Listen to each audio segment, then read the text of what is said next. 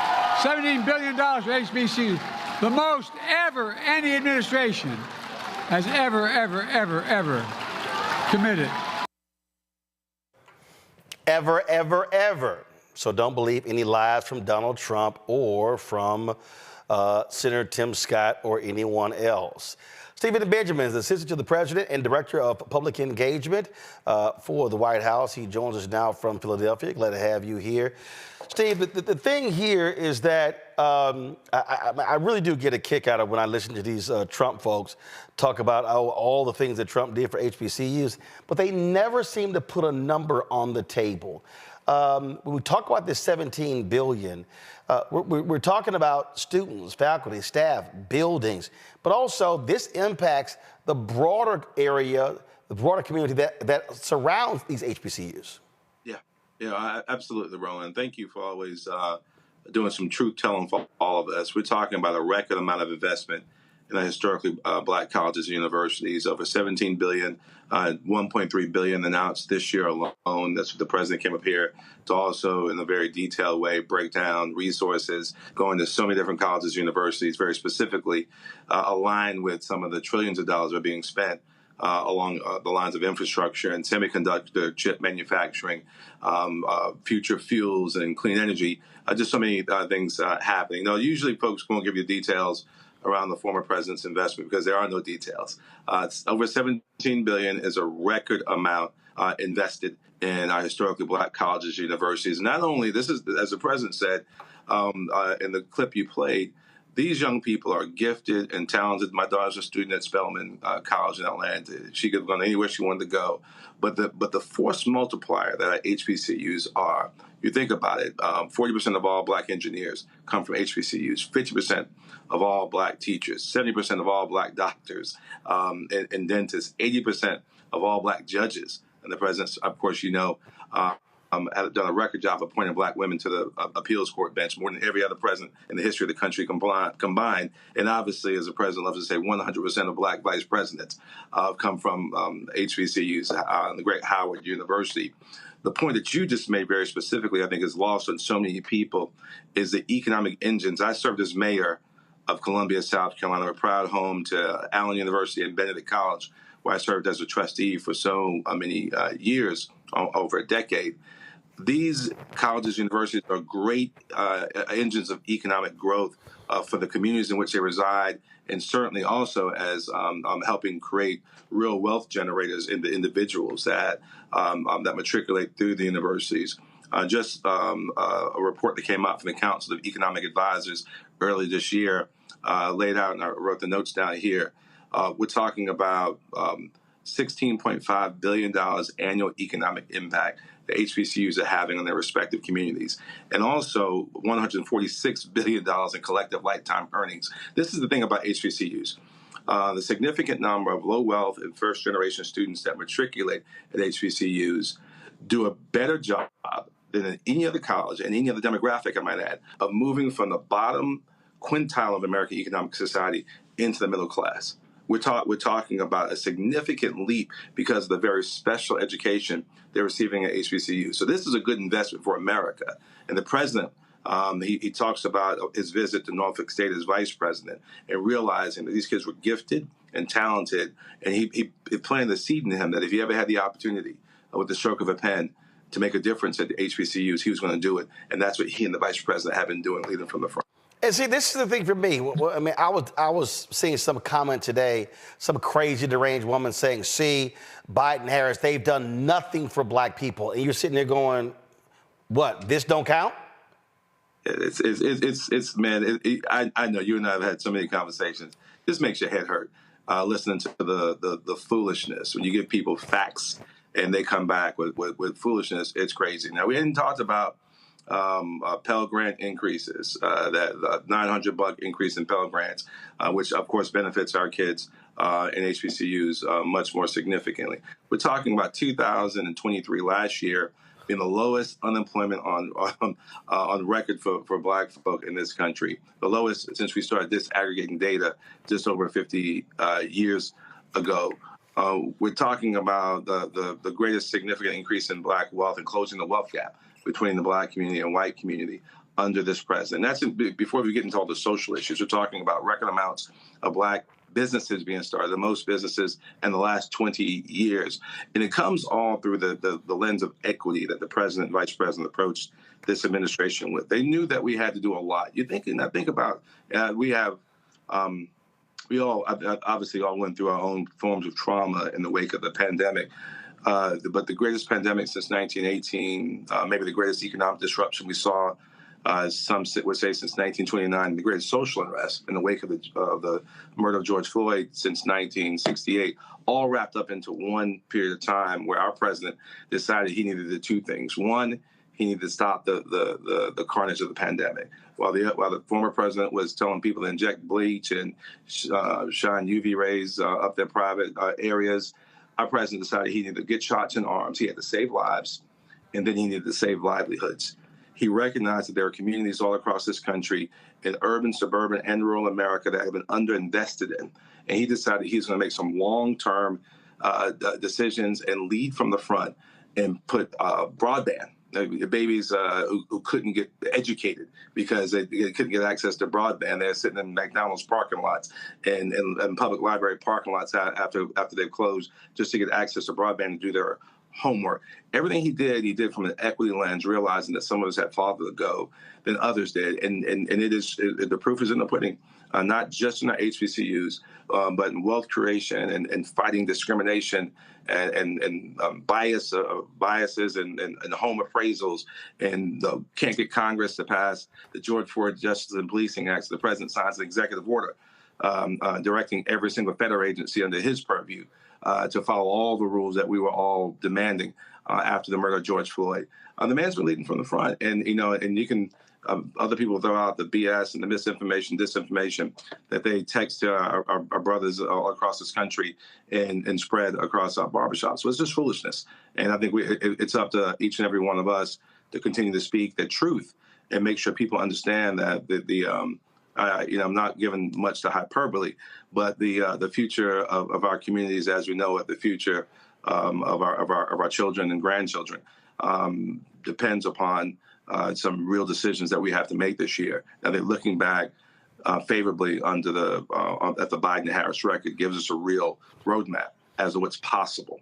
And I think people also have to understand when the administration does this, it also spurs other investment. Bloomberg Foundation announced multiple millions they're giving to 4 HBCU medical schools. Meharry was one of them. They got $175 million. Go to my iPad, Anthony. This was just last week. An anonymous donor stepped up and gave Meharry another $20 million. What we have seen, of course, Mackenzie Scott, what she's been doing as well, we are seeing, first of all, we saw a lot of people step up in the wake of the death of George Floyd, but because the administration has put this focus on HBCUs, highlighting these crown jewels, now other people are responding. And so this is also the overflow effect of the administration, of Democrats in Congress, putting the focus and the money towards HBCUs. Yeah, absolutely. Roland, there are very few problems facing our society, and you know it all too well, because I see the work that you do out on behalf of charitable institutions and causes every day. There are very few problems that only the government can solve. You need a public focus. You need private focus. You need philanthropic focus. You need people at different levels of the government, from the federal government, state government, local government, and you need real community leadership. Making sure, and that's why I love the work I do in the Office of Public Engagement. It's our job to work with civil society, with church groups, with faith groups, with labor and business, with social groups like your fantastic fraternity of Alpha Phi Alpha and mine of Kappa Alpha Psi. But folks who are doing great work. And all the other Divine Nine, I might add, too. The president is also the very first president to establish a working group, the Divine Nine, in the White House, because he wanted to make sure that we knew what organizations we're doing out there. We work closely with everyone from every group you might think of, because our job is to listen very closely and find ways that we can work together to solve complex problems. That's the way you get things done, working together.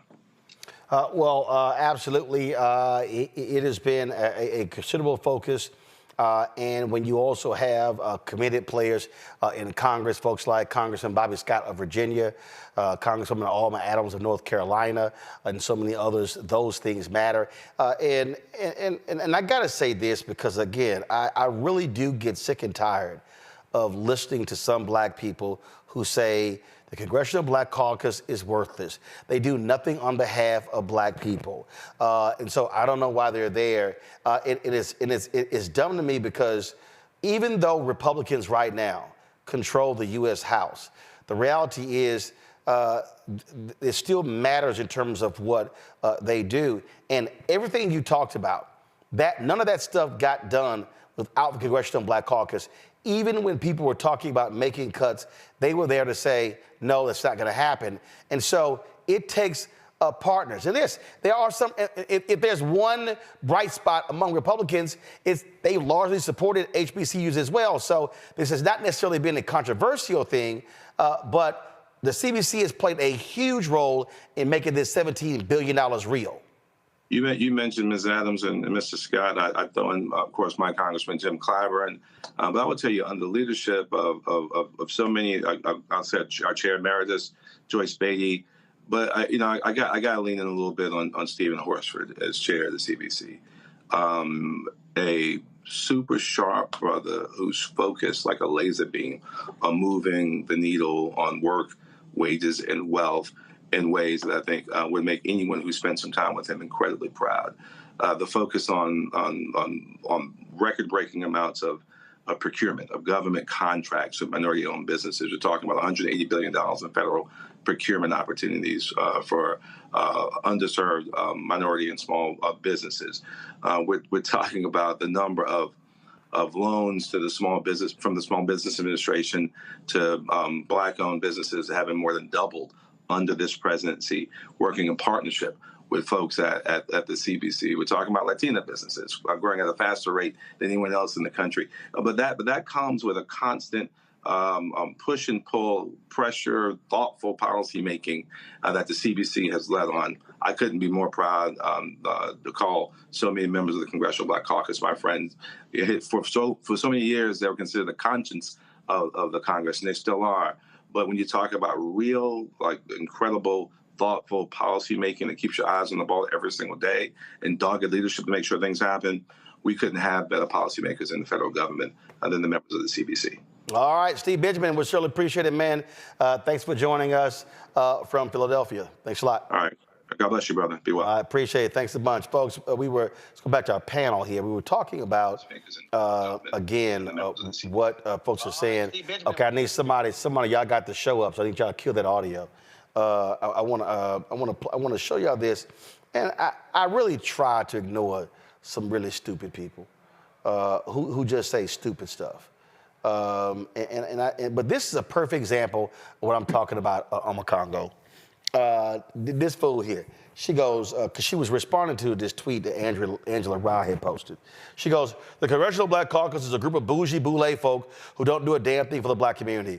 They rush to pass bills for Israel, but sit on legislation that helps black people. And Angela Rye is part of that club. Savvy Sabs number 2, you are dumb. I mean, these people just say stuff and they have no idea what the hell they're talking about. They have no idea how certain things are inserted into certain bills, how some things are pulled out. It's just a lie. It's just a flat out lie when you start going through resources that are coming to black communities and others. I mean, these folks just say this stuff, and I see it all the time, and they literally don't understand what the hell actually happens in Congress at all.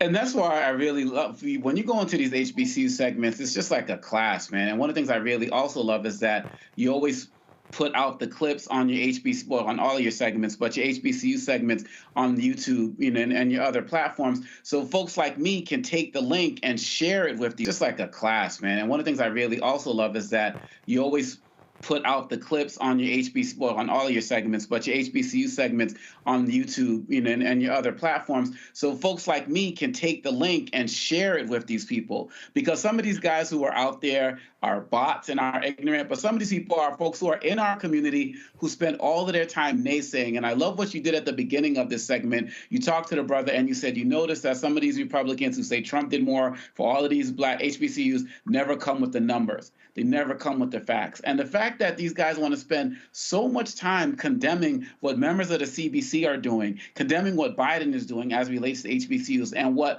hopefully, when I say hopefully that she wins, President Harris will continue when she wins, the facts are there. And why don't you actually go to the HBCUs, talk to the leadership, talk to the students, and see what's happening on the ground. The fact that we have to continue to serve as agents of informing our own community about the incredible things that are happening, not only in our HBCUs, but our partnership with this administration. It's strategic on some people who just don't want us to support these. And for people to come at people like Angela Rye and the great work that the CBC is doing, it's just ignorant and it's disrespectful. But my hope is that more people who are watching videos like this, watching clips like this, will at least have some fodder to share with those ignorant people out there, because it's like they want to get rid of the CBC. And then what do we have, right? They always have smoke for the black folks who are trying to do something, and they're not doing anything themselves. Look, that's what constantly happens, Renita. And I just sit here and I look at some of these people. And my whole deal is this here. If you want to offer a critique of the Congressional Black Caucus or the Congressional Black Caucus Foundation or the CBC PAC or the CBC Institute, okay, make it a substantive fact. I just can't stand these ignorant people who throw stuff out like, there ain't enough black people. Ain't no bills enough black people. Some fool posted, I ain't gonna vote for Kamala Harris because she won't do anything specifically for black people. And I'm like, what the hell are you talking about? The investment that the Biden-Harris administration made for HBCUs is so important and substantial, because what a lot of people forget is that the HBCUs are technically private schools. So when you look at state schools, like the University of Florida, University of Georgia, schools like that, they get money in the state budget every year. They get money to help with their buildings and facilities. They also get money in the form of scholarships. For students get money in the form of scholarships to attend these universities, which makes it easier for folks in the state to go to those state schools. But with the HBCUs, they are technically private universities. And I think that a lot of times people look at them and they don't see them in the same way they would see a Harvard, where you just have to pay to go, which is not a state school. But the HCUs are in the same boat. So but there are public HBCUs. So right, there are some, but a lot of them are private, and yeah, because of that, because they, by law, they cannot get the same money. The majority of them are They public. cannot get the same money. Julian, hold on. We need to finish, then go Julian. Thank you. A lot of them are private universities, and they just are blocked from getting some of the same money that the state schools can get. And so because of that, they do need additional support. And so this, I think, is a substantial investment, and it's important, and it's a big deal. Julian? Of the 100 or so HBCUs, about 40 of them, under the 40, are private. The remainder are public. They do get state funds. The state funds they get are not fair. They don't get their share of state funds, but they are public universities. The challenge, of course, is number one, the privates like Bennett College that I was once president of. We're private, so we don't necessarily get access to the public funds. It has to come, and thank God for Alma Adams, Congresswoman Alma Adams, who always lifted Bennett up in state appropriations in many ways, but many states do not. So, but the public-private, the publics are represented by the Thurgood Marshall Fund, the privates by the United Negro College Fund, two different funds with the same purpose. But that's really not the point. The point is that we have, I'm happy that you had the brother on, Roland, and the HBCU week is in Philly this week. Usually it's in D.C. I don't know what happened, but it's all good. But the challenge is that Black education is not a high priority in any administration. President Biden has probably done more than anyone else has in terms of lifting up our HBCUs. More certainly, the Bushes weren't bad. President Obama was not bad, but President Biden has been aggressively investing in HBCUs. And that's really important because we still have a majority of Black professionals coming out of HBCUs. The numbers are down, as the PWIs have been admitting us, but applications are up. It's so good. Applications up, why? Because our young people are saying, I'm not putting up with this BS. I'm not going to go to a school where I'm discriminated against, where even though I play on a sports team, I'm not going to get any props. So our young people are being very discerning about what their possibilities are. But we have to give this administration credit, and what we also have to do is, as you say, look at the lies. Who are these fools who are saying, what are they saying? Biden hadn't done anything for Black people? Yes, he has. And HBCUs have been a primary beneficiary of his largesse. Indeed, indeed. And so, again, folks just need to understand just this reality of what we are facing. All right, folks, who do this here? I'm going to play some of what President Biden had to say today. We actually streamed the speech. You can see the full almost 20-minute speech, but we're just going to play a few minutes of what he had to say today in Philadelphia to kick off HBCU week. As the saying goes, you all brung me to the dance. Folks, I want to get something straight at the outset. I love Kamala. But Delaware State's the best HBCU in America.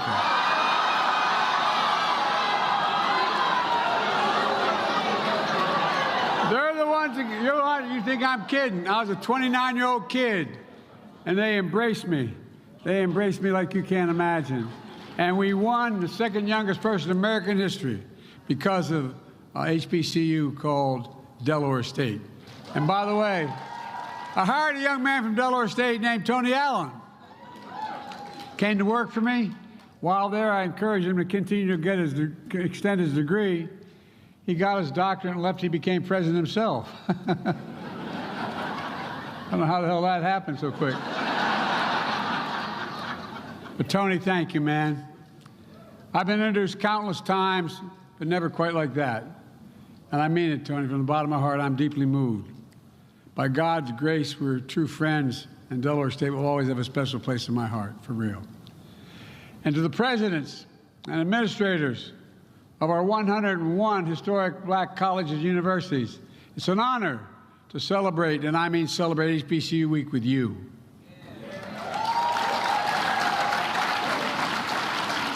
Before I begin, I want to make a quick reference, the attempted assassination against our former president in Florida yesterday.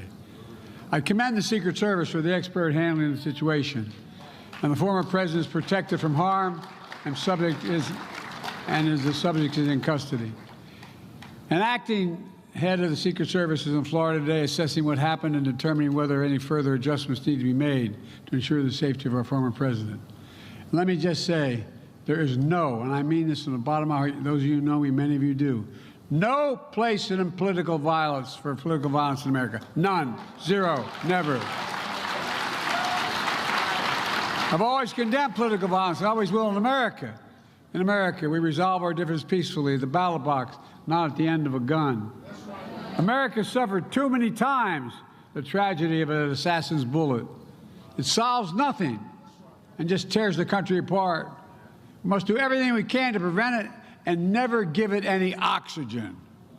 Folks, now to today's event. It's an honor to recognize HBCU excellence in our nation. I see excellence in it every single day. I see this weekend the Congressional Black Caucus Foundation. I tell you what, the foundation gala, only about 3,500 people there. And I was happy, and I've been wanting to do this to celebrate the first ever White House brunch to celebrate Black excellence. Black excellence. Which many of you and your alumni attended. It's about time to point out what's already been done. I'm proud to have the most diverse administration in history. It taps into the full, I mean it. I made a commitment, my administration is going to look like America. It taps into the full talents of our nation, including graduates of HBCUs like our amazing vice president is. Folks, together Kamala and I know that an education makes a person free.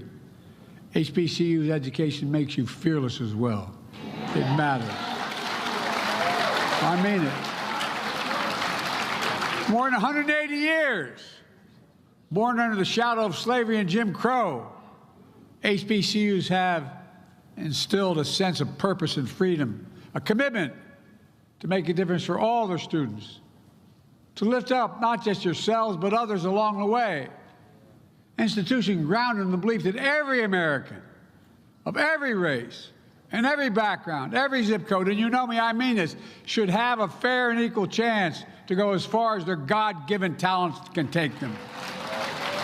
That's who we are. That's what we stand for.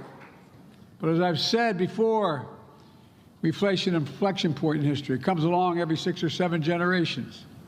One of those rare moments in our history when the decisions we make now, right now, are going to determine the fate of our nation and the world for the next decades, for 6, 7 decades to come, and I mean it. When I wasn't going to run for president after my son died coming back from Iraq, I decided that I was going to write another book. I was going to write a book about the inflection points in world history, how it changed history, going all the way back to dealing with the printing press and how it's changed everything. But look, we're still in the battle. We're still in the battle for the very soul of America. In 2020, I ran, and I give you my word, this was the reason. I ran to redeem the soul of America and restore decency and dignity to the office of the presidency. I ran to rebuild and expand the backbone of America, the middle class. And I ran to unite the country, remind ourselves that we can do anything we want to do when we do it together. 4 years later, we made incredible progress because Kamala and I kept our commitment to you to ensure that all our students and all of our colleges and universities should be able to succeed. That's why I signed an executive order reestablishing the White House initiative on HBCUs after my predecessor allowed it to lapse. Thank you, Dr. Trent, for leading it. Folks, again, if you want to see the full speech, simply go to our Black Star Network app or go to youtube.com/Roland S. Martin. All right, folks, when we come back, was it an assassination attempt? We'll talk about what took place in Florida, where the man with an AK-47 was arrested by the Secret Service near one of Donald Trump's golf courses. And why did Donald Trump ignore the Secret Service in warning him about playing golf at his courses and how it was not safe? We'll also talk about that explosive Washington Post report as well. Plus, we'll talk about ProPublica, a story where they broke where a black woman in Georgia was denied medical help because of the killing of Roe v. Wade. That sister died as a result. Did I not tell you these Republicans are not pro-life? All of that and more coming up on Roland Martin Unfiltered on the Black Star Network. First of all, folks, don't forget to support the work that we do. Your dollars make it really possible for all the work that we do. And so we want you, of course, to support us. Send your check and money order to P.O. Box 57196, Washington, D.C., 20037-0196. PayPal is R. Martin Unfiltered. Venmo is RM Unfiltered. Zelle is Roland at RolandSMartin.com, Roland at RolandMartinUnfiltered.com. And don't forget what I've been telling you about Cash App. Cash App, folks, they made some stupid change in their policy where they cap the number of daily transactions, weekly transactions, and monthly transactions you get on your account. They don't tell us how many. So all of a sudden, I'll have folks who are giving to the show, it'll say declined because of their caps. And so we call them out. Trust me, we've got their attention. But I need y'all to call Cash App out as well. Because let me explain something to you. This is not just going to hurt us. This is going to hurt churches that use Cash App. It's going to hurt nonprofits that rely on Cash App as well, as a form of people to be able to contribute. And so I don't understand why they did it. I don't understand what the purpose is. So as a result, we actually had to create multiple Cash Apps accounts. That's not what we wanted to do because we've had problems with fraudulent Cash App accounts in the past. And so Our normal Cash App account is, of course, $RM Unfiltered. That's RM Unfiltered. We added another one, which is $UncleRoroMartin.com. Another one we started was $BLK Star Network. BLK Star Network. So you can give to either one of those three. So hopefully Cash App will lift this ridiculous policy of capping daily transactions. So again, you have three ways to give via Cash App, $RM Unfiltered. If that does not work, then use $Uncle Roro Martin or use $Black BLK Star Network. Those are the only three Cash Apps we've associated with Roland Martin Unfiltered and the Black Star Network. We'll be right back. He told us who he was. Should abortion be punished? There has to be some form of punishment. Then he showed us. For 54 years, they were trying to get Roe v. Wade terminated, and I did it, and I'm proud to have done it. Now Donald Trump wants to go further with plans to restrict birth control, ban abortion nationwide, even monitor women's pregnancies. We know who Donald Trump is. He'll take control. We'll pay the price. I'm Kamala Harris, and I approve this message. IVF is a miracle for us because it allowed us to have our family. After having my daughter, I wanted more children, but my embryo transfer was canceled 8 days before the procedure. Donald Trump overturning Roe v. Wade stopped us from growing the family that we wanted. I don't want politicians telling me how or when I can have a baby. We need a president that will protect our rights, and that's Kamala Harris. I'm Kamala Harris, and I approve this message. Here's a 78-year-old billionaire who has not stopped whining about his problems. Oh, she had a big crowd. Oh, the crowd. This weird obsession with crowd sizes. It just goes on and on and on.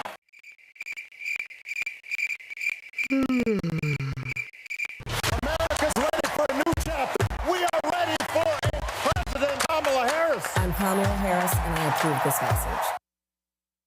In 2016, Donald Trump said he would choose only the best people to work in his White House. Now those people have a warning for America. Trump is not fit to be president again.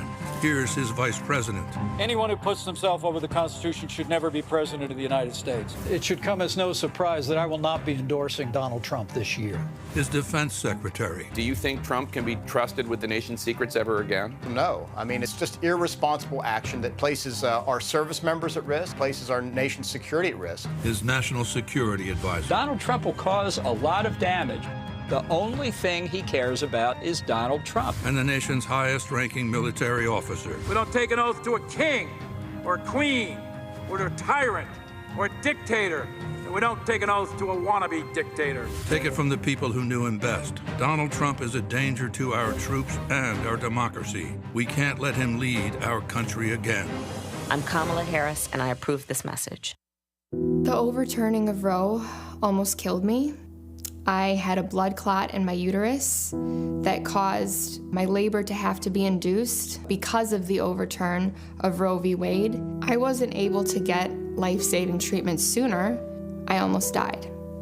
And that's because of the decision that Donald Trump made. I was able to get Roe v. Wade terminated, and I'm proud to have done it. The doctors and nurses were afraid that if they treated me in the incorrect way, that they would be prosecuted for that. And that's appalling. Donald Trump says that women should be punished. Do you believe in punishment for abortion? There has to be some form of punishment. For the woman? Yeah. I believe that women should have reproductive freedom to make the choices about their own bodies. 4 more years of Donald Trump means that women's rights will continue to be taken away one by one by one by one. This has to stop because women are dying. I'm Kamala Harris, and I approve this message. Hey, what's up, y'all? I'm Devon Frank. I'm Dr. Robin B., pharmacist and fitness coach, and you're watching Roland Martin Unfiltered.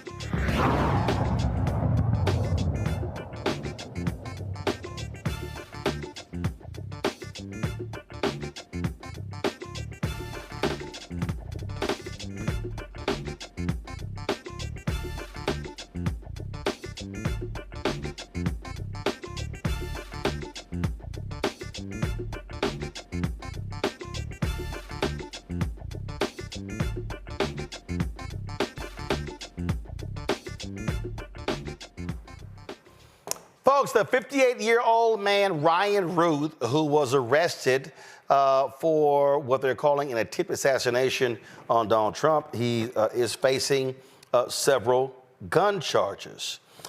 He was arraigned today in the federal courtroom. He faces 2 federal weapons charges.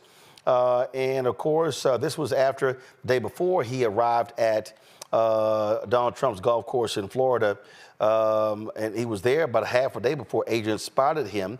Now, here's what's strange. This is video where he was captured. Now, here's what's interesting. First of all, the interim director of the Secret Service has said, first of all, he did not fire any shots. That's one. 2, if this was an assassination attempt, he hasn't been charged with attempted murder. So they did lay out and recover the AK-47 as well as other items. And so you got that going on. And so, of course, you heard President Biden talking about political assassinations, things along those lines. But I do think it's important that we also deal with this reality in terms of, first of all, y'all as Republicans now talking about, oh, Democrats, they won't condemn hate, things along those lines, and they have. But then you got people like Elon Musk who literally tweeted, well, no one is trying to assassinate Harris Walls. And then he goes, oh, that was a joke. Elon, that shit ain't funny. So it's like, no, we're not buying that, oh, that was a joke. But there was a story that really caught my eye. And Carol Leonig, she is really one of the top journalists out there. She also really, her expertise is covering the Secret Service, has authored a book on the Secret Service. So she actually posted a story that talked about Donald Trump, how the Secret Service actually showed him photos of how he could be, how photographers could reach him on his golf course with their long lenses, and they said to him that, well, if photographers can do this, so could assassins. He blew them off. He didn't care. He claimed that his semi-private golf courses were safe. So all these people are asking, how did this guy know that what was going on? Well, Trump golfs all the damn time. So it wasn't hard to figure out what he was doing. That's all he does is play golf. And so if you know he's in Florida, you know he's going to go out and play golf.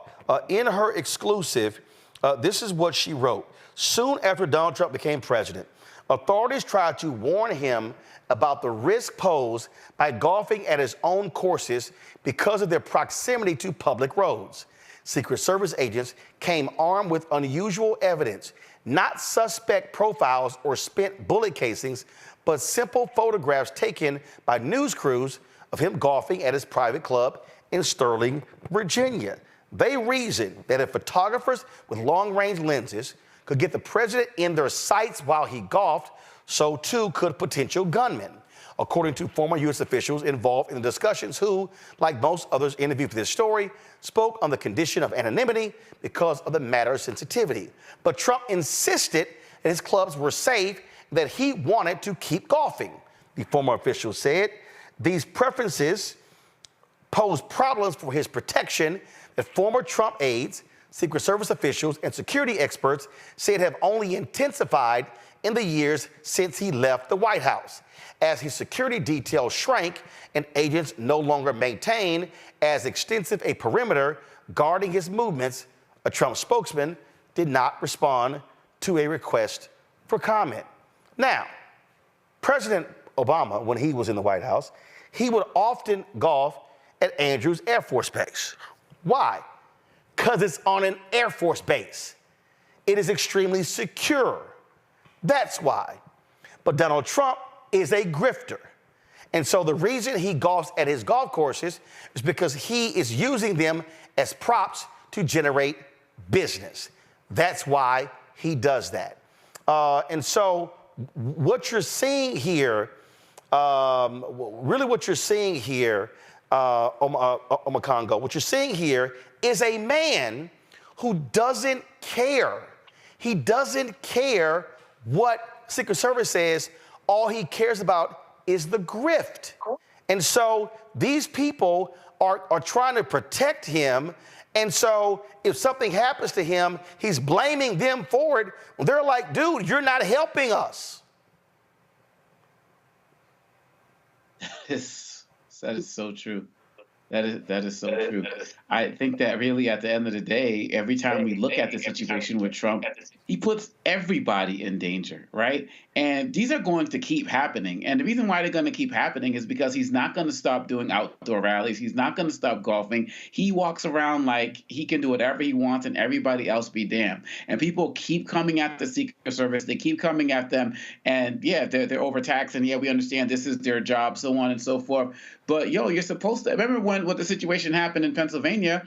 He's sitting there, let me get my shoes on, throwing out the hand signals and everything, making himself a continued target when they're trying to get him to safety. This is a guy who doesn't care about anybody. And as soon as somebody messes up around him, it is automatically their fault. And then he got enablers who are going to get out there and say ignorant things as well. Oh, the Democrats are trying to do this. You talked about the Elon Musk tweet. But someone else is going to start doxing these Secret Service agents and start putting out their information. And then they're going to start being threatened too. Everywhere Trump goes, violence or the threat of violence follows. And people are talking about, we need to tone everything down. And of course, things need to be toned down, but it starts with him. And so the fact of the matter is he has always used people. He has always been transactional. And now I think more people are going to stop coming to his rallies because they might get shot as well. And so we just don't know what's going to happen. He's always been reckless, and the Secret Service has always had their hands full with him, and he's always exploited them to the benefit of his hotels, to the benefit of his pockets. And of course, nobody wants an assassination to happen. As president, especially coming after the first assassination attempt, you're supposed to do a better job in helping the people help you to not get shot. Renita, here is I was talking about the Elon Musk. This is the tweet he had posted that he later said, oh my God, I was joking. He goes, and no one is even trying to assassinate Biden/Kamala. This man should be visited by the U.S. Secret Service. That's an abomination. But he goes, oh, but I was joking. He violated his own rules of Twitter that he set up for the platform. And so, his comments are completely ridiculous. And I think that he should be looked into, as well as anybody else who will be looked into by the government if they made similar comments. I don't think that he should have any exception made for him because he's Elon Musk. But on this story, not a lot can be said about this because it keeps changing as we go along. The story keeps changing. When this first happened, it was labeled an assassination attempt, and I saw reporters asking questions like, "What about this?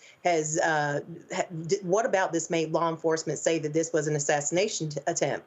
Now we're seeing that no shots were fired, and so it's still kind of unclear what actually happened and why this was labeled an assassination attempt, in addition to all of the additional information we're seeing coming out about the suspect, the fact that he was somebody who went and fought in Ukraine, that he was doing media interviews whenever he could get access to doing media interviews. So it really is shaping up to be a very odd story, and I would not be surprised if, at some point it was just determined that this was not an assassination attempt. Well, look, Jillian, there still has never been a full report on the first assassination attempt. Trump claims his ear was shut off, but it's miraculously completely healed. We have not heard from his doctor. We have not heard from the medical team. And so it's like, okay, Ronnie Jackson, his lines self, his statement doesn't count. And so and you have a select committee investigating this, and here was crazy when they had their first meeting at the site of the first assassination attempt. Several Republicans didn't even show up. So you ask the question, okay, listen, full transparency here is needed. President Biden has said the Secret Service needs more help. They need more resources, things along those lines. But you also need a candidate who's willing to work with them and not make their lives harder. And Donald Trump doesn't care. No, the whole thing, Roland, is quite suspicious. First of all, the Pennsylvania attempt, if it was that, was likely to have been glass ricocheting from the prompter that hit him. if you got hit in your head by AK anything, you would not have a head.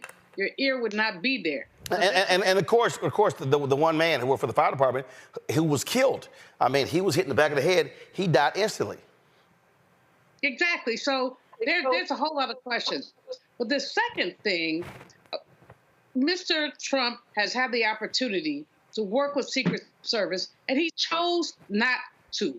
They told him to stop doing these outdoor events. He chooses to continue to do them. It's like he almost has a death wish. And I'm not casting any aspersions because, you know, the right-wing crazies will say that I gave him a death wish. You know, one time I said Clarence Thomas should eat bacon and eggs, and they said I wished him death. All I said was he should eat bacon and eggs and cream. And maybe he would come to the same end that other black men did. I didn't say death wish. So I just want to be clear. I'm not wishing him death, but I'm wishing him to be respectful of the Secret Service because they know what they're doing. And what he's doing is he's imperiling them. I mean, he's not imperiling himself. But, you know, Kamala said this, Vice President Harris said this at the Democratic Convention. He's not about y'all. He's about himself. It all hinges on him. And so, you know, he's going to be whining about this for the next 6 weeks. Somebody tried to kill him. Oh, well, keep your behind inside. Keep your behind inside. You are a target. You're a former president. You're controversial. Keep your behind inside. Will he die if he doesn't golf? You know, I mean, you might. But he just needs to stay inside. And this is all ridiculous. And it's yet another distraction. And, however, let me underline this, another fundraising opportunity for him. And that's what we have to be careful about. Absolutely. And when we talk about fear of attacks on people, how about this here? There's an Ohio sheriff who posted on his Facebook page that people should be writing down the addresses of homes that have Harris Walls signs. Portage County Sheriff Bruce Zukowski, again, encouraged people to write these addresses down. He says, when people ask me what's going to happen if the flip-flopping, laughing hyena wins, I say write down all the addresses of the people who had her signs in their yard, so when the illegal human locusts, which she supports, need places to live, will already have the addresses of their new families who supported their arrival. This is how shameful and despicable some of these maggots are, Omokongo. And they're not going to stop. They are not going to. And that's the thing that if those of us, we all knew this, but I'm talking about the rest of the people out there who are skeptical about whether, you know, Trump would change, whether people would come around, whether they are not going to stop. This is all they have. They have no policies. They have no instruction. All they have are threats of violence. And it starts from the top down of President Trump and is going down to all of his minions. This is why we are seeing more things happening as it relates to stochastic terrorism, because Trump just has to say one thing and somebody's going to take it over. You not only have people within the United States who are armed and will get out there and be violent, like in Aurora, they were going on the streets of Aurora, Colorado, saying, we want our streets back, go back to Venezuela. But you also got people outside of the country. Remember, going back to 2016, Russia, I hope you're able to find. As soon as he says something, the people in the virtual spheres can also start making complaints and noises. Some of these bomb threats that came into these schools and shut down these hospitals, they could have come from anywhere across the globe. And so that's one of the reasons why FBI has so many problems tracking these people. And so at every level, we are heading towards violence. The only good thing about this is that Donald Trump is not in power now, because he will try to mobilize all aspects of law enforcement that he has control of, from the National Guard to other places, just like he tried to do when he tried to shut down the Black Lives Matter rally, to go against us as well. And I don't know, Roland. I know people are like, well, maybe we need to arm up and so on and so forth. But look, the number one thing we need to be doing is making sure we're getting to that ballot box, because we have a great opportunity. I know we won't get rid of all of the MAGA people, but we have a great opportunity to put a serious dent in the MAGA movement by making sure Trump does not take office. Because a lot of these guys will know if Biden stays in office, these guys will be prosecuted. Just like Dr. King said, you can't legislate morality, but you can regulate behavior. And people are going to come after these folks if they don't act right. But if Trump comes in, these guys are going to be free to do exactly what this sheriff said. Renita?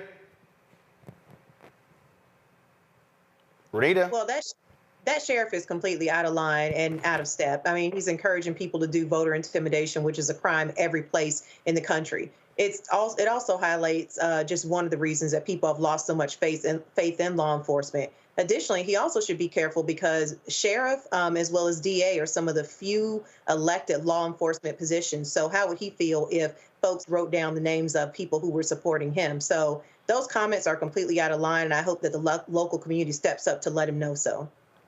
Julian? That tweet is so disgusting.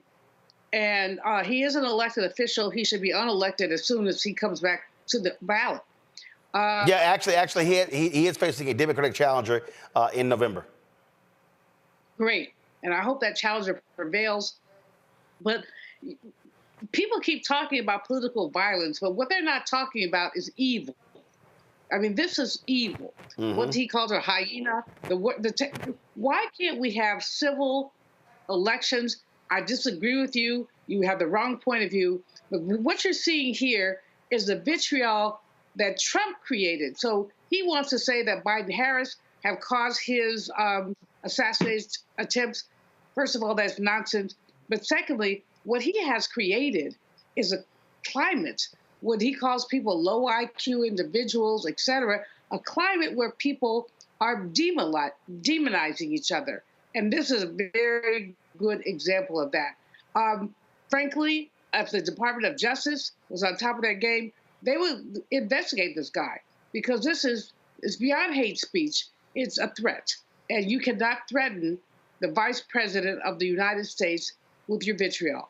Well, speaking of a threat to the Vice President, Libertarian Party nominee for President Chase Oliver condemned a now deleted tweet, a deleted comment from the New Hampshire Libertarian Party on social media that appeared to encourage violence against Vice President Kamala Harris. A New Hampshire reporter shared a screenshot of the since deleted NHLP post, which read, "Anyone who murders Kamala Harris would be an American hero."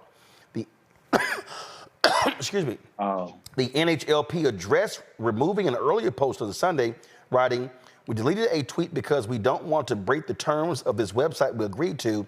It's a shame that even on a free speech website, libertarians cannot speak freely. Libertarians are truly the most oppressed minority." What the hell? Yeah, what the hell? And what the F? And what the nerve of this person, again, to talk about assassinating an elected public official. Again, disagree with her if you must, but this is over the chain. And again, the Department of Justice needs to start trolling these people and holding them accountable.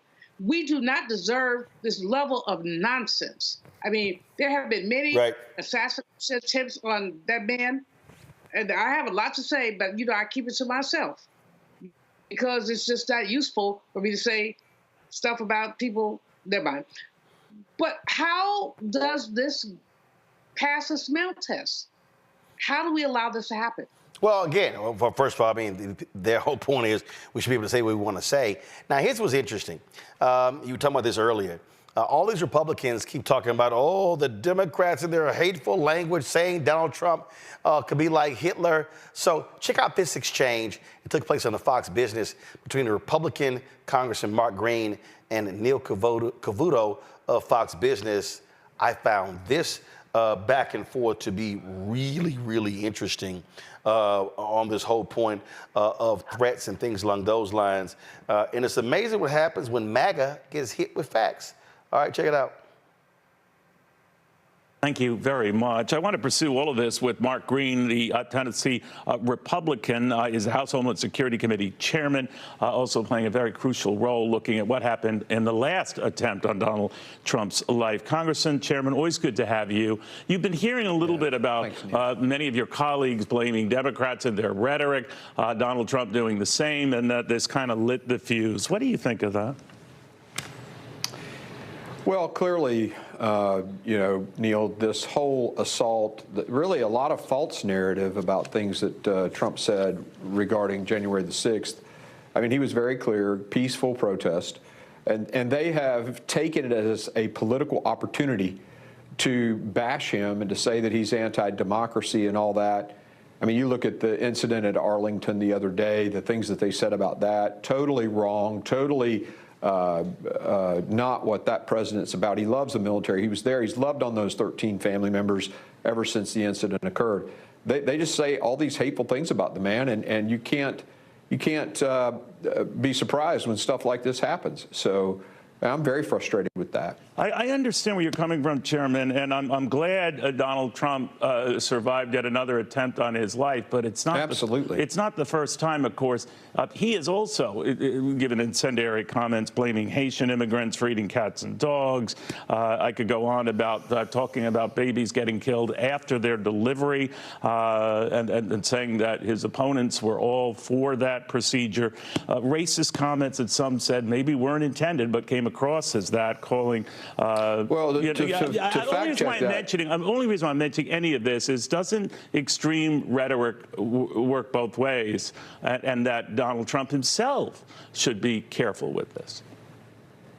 Well, look, to fact check just one of the items you mentioned, the Virginia governor, who was a former, physician, did say, I mean, the bill was to allow abortion up to the point of labor, right, and delivery. And interestingly enough, the Democrats, I wish the president had mentioned this, every single one of them but one voted to allow abortion all the way up to labor. I mean, that is a horrible thing, and 80-something percent of Americans, I forget the exact number, are against that. But they say that was not the case. I do want to expand on this a little bit with you, but this press.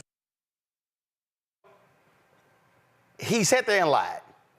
He sat there, Renita, and ran away from the facts that Donald Trump uses hateful rhetoric. Donald Trump has attacked people. Donald Trump has done the same thing. And this is what Republicans do. All they do is defend. They don't want to call out truth. A little bit later in the show, we're around the third anniversary. It took place September 12th, when I was on ABC News, ABC This Week, when I called out Christie, and I said Republicans have no morals, values, principles, or ethics when it comes to Donald Trump. And we're going to play that for you, but that's the truth. This guy sat here and did not want to say, yes, Donald Trump should stop using hateful rhetoric and attacks on people. No, all he did was offer excuses, and he offered excuses to the insurrection on January 6th, talking as if it was just a walk in the park and a peaceful protest. This is what they do. Wow. Roland, the minute. No, wait. I said Renita. So Renita, go. Yeah, absolutely. That guy lied. He lied many times. Number one, I've heard nothing that Democrats have said that even come close to outright wishing death on elected officials, as we talked about in the tweet where they were saying that someone would be an American hero if Kamala got murdered. The second thing is that he mentioned in the clip that Democrats are supporting abortion up until the point of labor. That's not legal anywhere in this country. So there are many lies, and I really hate that the media a lot of times fails to check these people on their lies directly and in time, because it shouldn't be on the viewers to go back and research if an elected official is saying something that's actually truthful or not. The media should be correcting them in real time. Makongo? Well, what's sad about that is that this is what most networks have done with Trump up until around the insurrection. And some are still having people on their shows, and some of the CNN, the Scott Jennings of the world, who are still caping for Trump in ways that they shouldn't be. This permission structure that has given Trump the ability to get to where he is, it's also been transferred over to JD Vance as well. And the fact that they haven't been called out, as bad as everything that Trump has said, and JD Vance and all of these Republicans that Ted Cruz have said over the years, the people that are a close second are the media people who gave them a pass, the media people who never challenged them, who never asked important follow-up questions. And they did this across so many networks until people finally started realizing that this guy was a liar. You were able to call him a liar up front from the beginning. The Karen Hunters, the late great Joe Madisons, were able to call him a liar from the beginning. But these guys dragged their feet and created this opportunity for Trump to be able to say whatever he wants, to be able to get all that unearned media time because they wanted ratings. things. Journalists and so-called journalists put us here almost as much as Trump and his ignorant rhetoric has done. And I'm glad that, this guy was called out. But these situations where they're getting called out are few and far between. And it needs to be happening more, especially as we're getting closer to November. Julian? The fact-checking needs to happen in real time. In other words, this man lies like a rug, he lies. And very rarely does the media call him out on it. There were a couple of instances in the debate last week when Dana Bash, they called him out, or the ABC team called him out. But there were very few. They called him out 3 times. He told 33 lies. So the media has to call him out. And if they don't, Wakongo is absolutely right. They are complicit in his BS by allowing him to spew nonsense on a regular. The whole dogs and cats thing is taking on a life of its own because the mayor of that small town has said, this is nonsense. This is not what's going on. We don't have any reports of this. But he and JD Vance continue to tell lies about that. And not only that, JD says, well, if I made it up, I just wanted to bring attention to this town. No, dude, you're an MF liar. You are a liar. I mean, you would know the truth and lay down in the bed with you. And so basically what we're seeing is the acceptance of what Kellyanne Conway used about our own facts, alternate facts. You have your facts, I have our facts. That is nonsense. So, Roland, you call it out, and that's important. You call it out, and a few others do. Well, most people are willing to allow this guy to just get away with lies, and they're willing to have conversations about the lies. And what they ought to say is, you are a liar, dude. But they don't even want to use that particular word. That's been there. They've been scared to do that for all of these years. Hold tight one second. Going to a break. We come back. How many times have I said that the right is not really pro-life? They're actually anti-abortion. We come back. We're going to talk about the story of a black woman in Georgia who died as a result of their hardcore stance against abortion and how it is scaring doctors to provide life-saving care. That's next right here on Roland Martin Unfiltered on the Black Star Network. Back in a moment. He told us who he was. Should abortion be punished? There has to be some form of punishment. Then he showed us. For 54 years, they were trying to get Roe v. Wade terminated, and I did it. And I'm proud to have done it. Now Donald Trump wants to go further with plans to restrict birth control, ban abortion nationwide, even monitor women's pregnancies. We know who Donald Trump is. He'll take control. We'll pay the price. I'm Kamala Harris, and I approve this message. IVF is a miracle for us because it allowed us to have our family.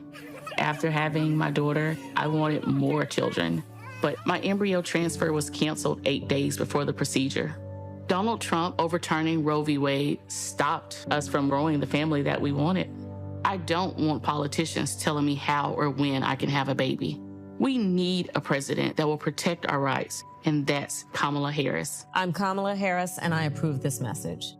Here's a 78-year-old billionaire who has not stopped whining about his problems. Oh, she had a big crowd. Oh, the crowd. This weird obsession with crowd sizes. It just goes on and on and on.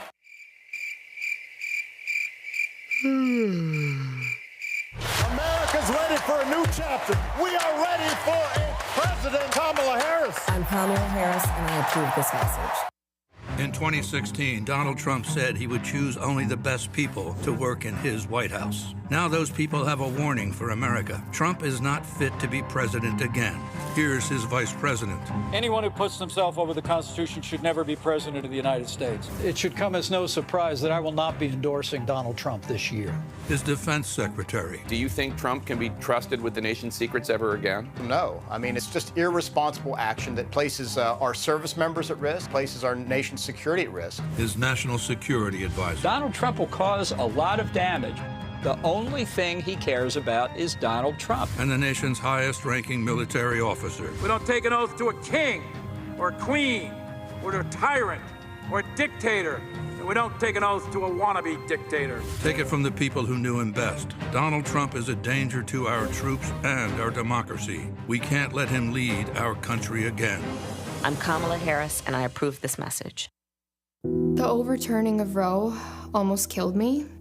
I had a blood clot in my uterus that caused my labor to have to be induced because of the overturn of Roe v. Wade. I wasn't able to get life-saving treatment sooner. I almost died. And that's because of the decision that Donald Trump made. I was able to get Roe v. Wade terminated, and I'm proud to have done it. The doctors and nurses were afraid that if they treated me in the incorrect way, that they would be prosecuted for that. And that's appalling. Donald Trump says that women should be punished. Do you believe in punishment for abortion? There has to be some form of punishment. For the woman? Yeah. I believe that women should have reproductive freedom to make the choices about their own bodies. 4 more years of Donald Trump means that women's rights will continue to be taken away one by one by one by one. This has to stop because women are dying. I'm Kamala Harris, and I approve this message. Folks, that particular commercial there from the Harris campaign actually resulted in a real-life death. This took place in Georgia. ProPublica dropped this story, detailed the story of Amber Nicole Thurman, who died of what they call, Georgia officials call, a preventable death after being denied an emergency abortion procedure in 2022 after Georgia's 6-week abortion ban went into effect. Ziva Brandstetter, the senior editor of ProPublica, joins us now from Tulsa, Oklahoma. Ziva, glad to have you on the show.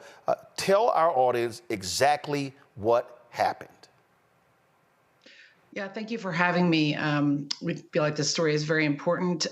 What happened in Amber Thurman's case is that this is a hardworking young mother who, found herself pregnant right as Roe was overturned, and she had a surgical procedure scheduled in Georgia. The Georgia courts made Georgia's 6-week abortion ban, which is one of the strictest in the nation, immediately effective as soon as the Supreme Court overturned Roe. She held out hope that that law would be paused. She could get the care she needed at home. She could not. And so she went to North Carolina, where abortion medication is legal. And she obtained it and followed all of the directions that she was supposed to follow. Took one pill there, came home, took the second pill about a day later. We obtained her medical records, some information from the family, a summary of medical records that are provided to the State Maternal Death Review Committee. A couple of days later, after she took the second pill, the bleeding had not subsided. In fact, was worse. The pain was worse. She went to a hospital in suburban Atlanta. And for 20 hours, doctors did not provide the simple procedure that could have removed the remaining tissue from her uterus and cured the raging infection in her body. That's the standard of care in this situation when someone walks in with sepsis and she fully informed them what had happened. We don't know what's in the doctor's minds and why they didn't operate, but for 20 hours, they didn't do the one thing that could have saved her life. And it was too late when they did act. So 20 hours went by. This woman is laying in a hospital bed, in pain, approaching death, and they know there's a solution. They know her life can be saved, but they allowed her to lie there in pain and die. Yes, again, Roland, we don't know what was in their minds. She had an infection that continued to get worse. We did talk to experts who said, yeah, the standard of care here would be, it's called a DNC, dilation and curettage. And after Roe passed, DNCs were provided for miscarriages, for abortion care, cut the rate of death among especially women of color by 40% in the first year after Roe. So this is a procedure that medical experts know works in these situations. We don't know why they didn't provide it. They did talk about doing a DNC at least twice during these 20 hours, and they didn't do it. And when they rushed her to surgery, it was too late, and she died there in the hospital. Part of the issue here, and we've seen this in other states, where doctors are in no man's land. They don't know what to do. They don't know, because a lot of these states have passed laws that hold them personally liable.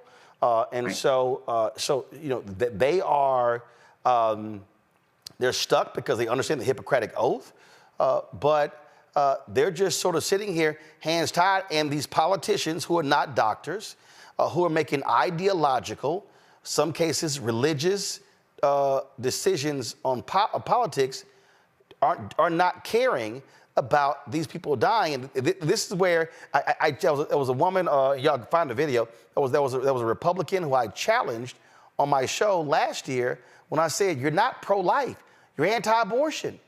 And so stop saying you're pro-life, because you can't tell me that you're passing laws. This black woman in Georgia died. She's dead. She had, her child does not have a mother as a result of this law. She was a very healthy young woman.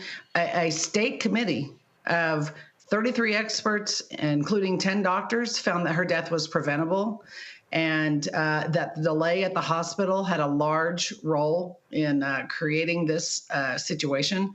Recommended that hospitals in Georgia not wait to provide D&Cs in these kinds of situations. So, you know, the interesting thing is that these reports are not public. They're not provided to the family. I mean, we had to dig this out. And there are certainly other cases out there like this. In fact, ProPublica is going to tell the story of a second woman, also a black woman, a mother whose death was also real preventable. And we are working on that. You know, we're going to get it right, and we're working on that as quickly as we can. Happy to come back on the show to tell you. Absolutely. Based upon your report, have you heard from any Republican lawmakers as a result of your story? We've heard, there have been many lawmakers who've spoken out on social media and reached out. I do not believe after this story is published, we've heard from Republicans, but I haven't. Today's been busy, and we've been trying to keep up with it all. I will say that the governor of Georgia, when this 6-week ban passed, said he was overjoyed that this law had passed, that women would be kept informed, they would be safe. And when ProPublica had reached out to him to ask about these 2 deaths, he said that we were engaging in fear-mongering, which is exactly what they said when advocates tried to block this law 2 weeks before Amber Thurman died. Folks went to state courts and said women are going to suffer, women could die, and the attorneys for the state of Georgia said that's fear-mongering. And 2 weeks later, Amber Thurman was dead. And then when we reached out to the governor to ask about these cases, we were also accused of fear-mongering. So it seems like a common, you know, refrain. I think a fear-mongering is stirring up needless, you know, concern. This is a woman who's died, whose son is now being raised without her. Absolutely devastating, just devastating. Ziva, great reporting here. Certainly when y'all have this next story, you're welcome to come back and tell our audience about it. Yes, sir. Happy to. Thank you very much, folks. Again, go to ProPublica, pull the story up. Go to ProPublica. Folks, I'm telling you right now, they do absolutely fantastic work.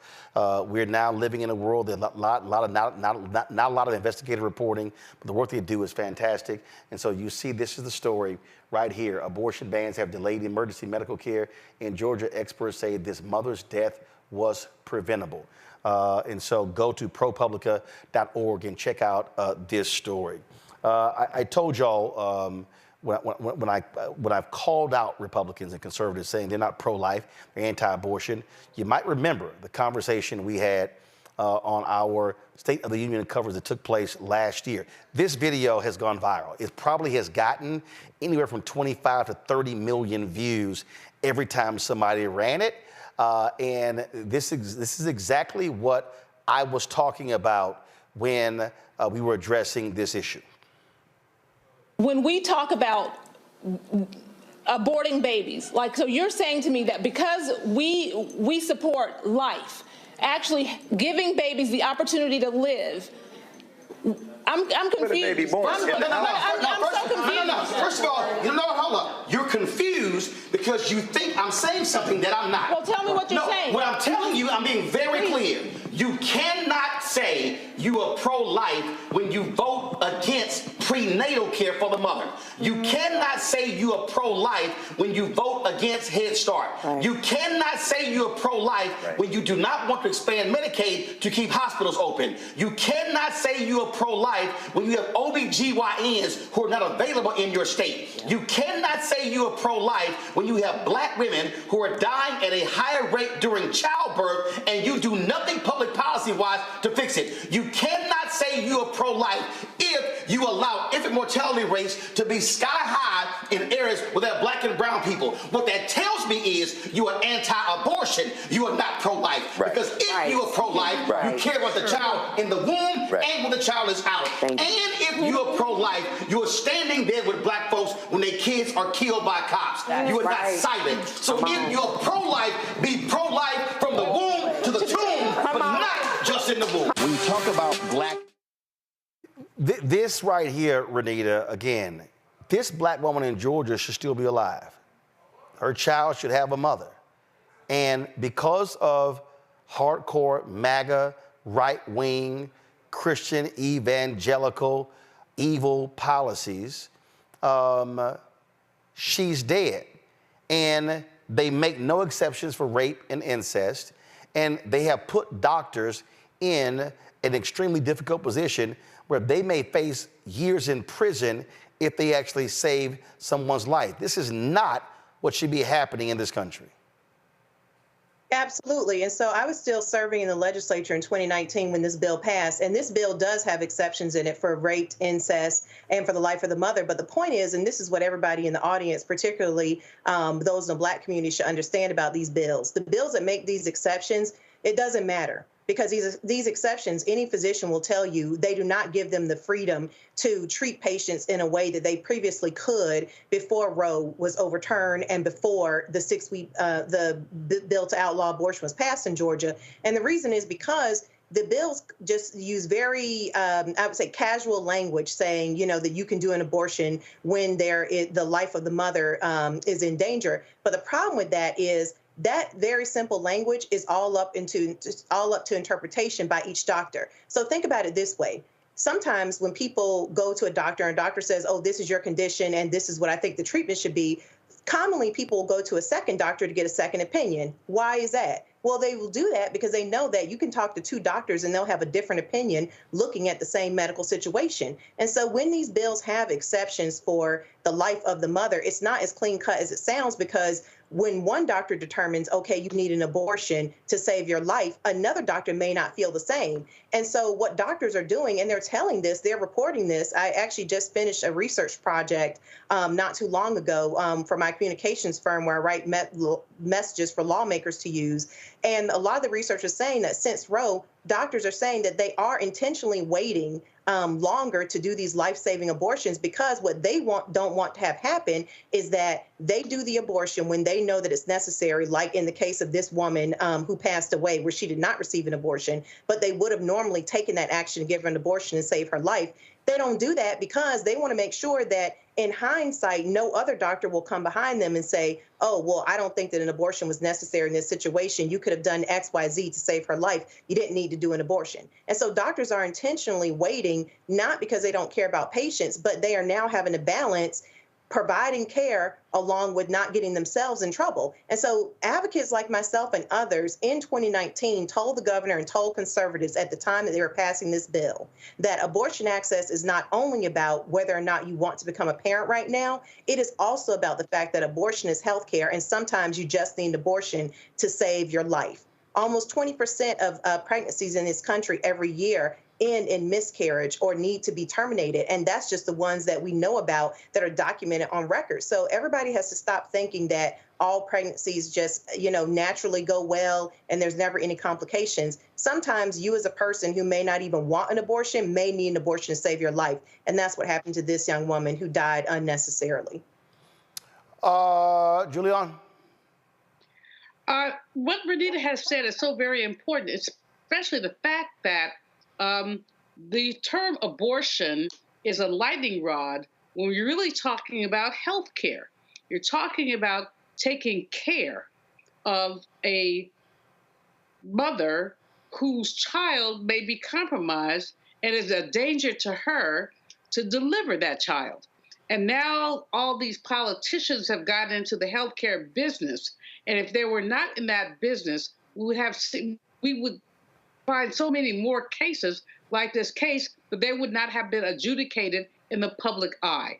So this is a tragedy. We know it's a tragedy, but beyond it being a tragedy, it's a way that the crazy MAGA people get in someone's health care.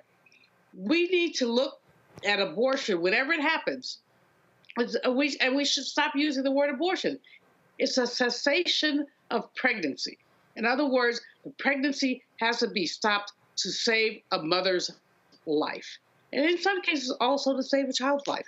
This is tragedy, and unfortunately, we know those people choose to politicize it, and it's wrong.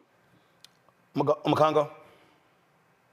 You know, it's really important, like you said at the end of your interview with her, that, you know, we need to support organizations like ProPublica that are doing stories like this, real investigative journalism, almost ties to what we were talking about with the Trump issue. The fact of the matter is that there are incredible people who are out there telling their story at the DNC and MSNBC and here and other networks. And some of them talk about being able to have the resources to be able to get this and get that. But others who come on say they don't have those resources. And this is one of those examples of stories that haven't made the cut because these are people who are already gone. And people are not speaking up for them because they weren't deemed worthy. This sister was in her 20s. And the fact of the matter is we are seeing in real time the consequences of these laws across the country. Because the fact of the matter is that 33% of women now live in a state that has some type of abortion law like this, but over 50% of Black women do. And so for those of us who really think that this is not an issue, it's just a matter of time before this comes to your door. And these stories are real. These are family members. These are people that we know. And Roland, I was in the room that night when you challenged that Republican sister. And at the end of the day, you are absolutely right. Language matters. I don't call them the right because they're wrong. We can't call them pro-life because they don't care about this woman. Like you asked the lady from ProPublica, anybody speak up from the Republican Party? So I got to ask the rest of y'all who are on the fence, who are considering not voting or not supporting Vice President Harris. You got women in your family. You got young women, daughters, nieces, wives, anything that they could be raped, different things that could happen, and they can be in this situation. And they can affect. This could happen nationally if we don't take action now. It is now or never. We have to keep highlighting these stories. Indeed, indeed. All right, folks, hold tight 1 second. We come back 3 years ago. I called out Governor Christie to his face about how Republicans like him allowed Donald Trump to gain a foothold in American politics.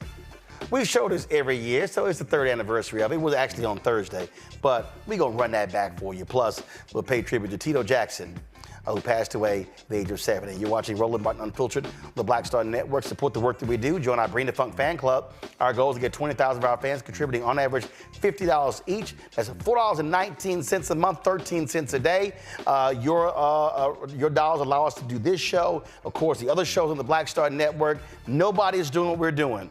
No other Black-owned media, not the Griot, not Black Enterprise, not Urban One, not Essence, not Blavity. None of these folks do what we do every single day, giving you the news that you're not hearing and the guests and the subject matter you're not getting anywhere else. So again, send your check and money order to P.O. Box 57196, Washington, D.C., 20037-0196.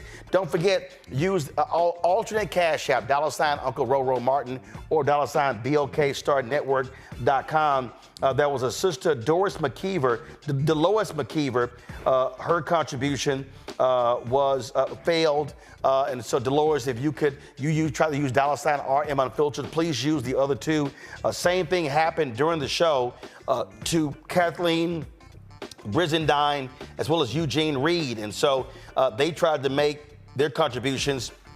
Both failed because Cash App is capping number of daily transactions to an account. So please use this Cash App, $ Uncle Roro Martin, or $ BOK Star Network, or PayPal, R Martin Unfiltered, Venmo, RM Unfiltered, Zelle, Roland at RolandSMartin.com, Roland at RolandMartinUnfiltered.com. Download the Black Star Network app, Apple phone, Android phone, Apple TV, Android TV, Roku, Amazon Fire TV, Xbox One, Samsung Smart TV. And don't forget to get a copy of my book, White Fear, How the Browning of America is Making White Folks Lose Their Minds, available bookstores nationwide. We'll be right back. He told us who he was. Should abortion be punished? There has to be some form of punishment. Then he showed us. For 54 years, they were trying to get Roe v. Wade terminated, and I did it. And I'm proud to have done it. Now Donald Trump wants to go further with plans to restrict birth control, ban abortion nationwide, even monitor women's pregnancies. We know who Donald Trump is. He'll take control. We'll pay the price. I'm Kamala Harris, and I approve this message. IVF is a miracle for us because it allowed us to have our family. After having my daughter, I wanted more children, but my embryo transfer was canceled 8 days before the procedure. Donald Trump overturning Roe v. Wade stopped us from growing the family that we wanted. I don't want politicians telling me how or when I can have a baby. We need a president that will protect our rights, and that's Kamala Harris. I'm Kamala Harris, and I approve this message. Here's a 78-year-old billionaire who has not stopped whining about his problems. Oh, she had a big crowd. Oh, the crowd. This weird obsession with crowd sizes. It just goes on and on and on.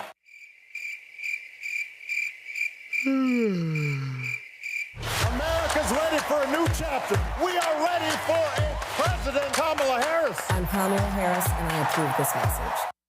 In 2016, Donald Trump said he would choose only the best people to work in his White House. Now those people have a warning for America. Trump is not fit to be president again. Here's his vice president. Anyone who puts himself over the Constitution should never be president of the United States. It should come as no surprise that I will not be endorsing Donald Trump this year. His defense secretary. Do you think Trump can be trusted with the nation's secrets ever again? No. I mean, it's just irresponsible action that places our service members at risk, places our nation's security at risk. His national security advisor. Donald Trump will cause a lot of damage. The only thing he cares about is Donald Trump. And the nation's highest-ranking military officer. We don't take an oath to a king or a queen or to a tyrant or a dictator. And we don't take an oath to a wannabe dictator. Take it from the people who knew him best. Donald Trump is a danger to our troops and our democracy. We can't let him lead our country again.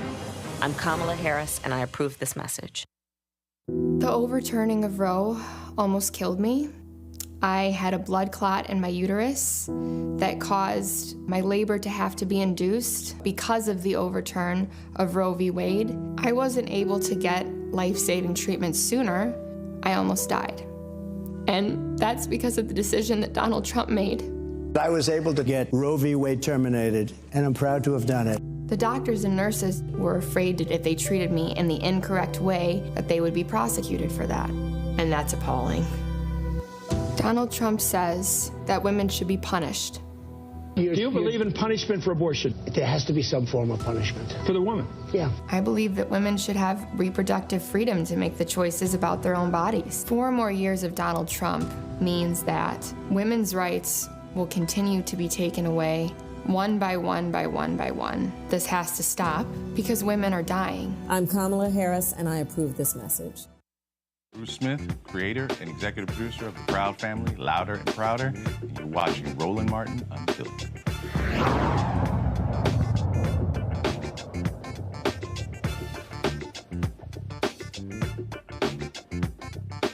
All right, y'all. So we were so busy last week with CBCF and the passing of Frankie Beverly and the debate and everything. So on Thursday was September 12th.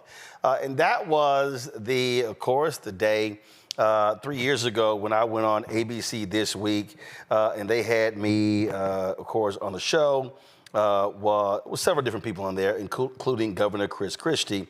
And remember, he had done this big old speech at the Reagan Library, and all of these people were touting his speech and how wonderful it was, and how he called out Donald Trump, and how he challenged Donald Trump, and all this sort of stuff like that.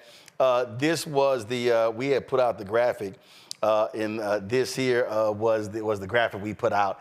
And so we go on the show, and I don't have anything to do with the topics they bring up. I had nothing to do with it.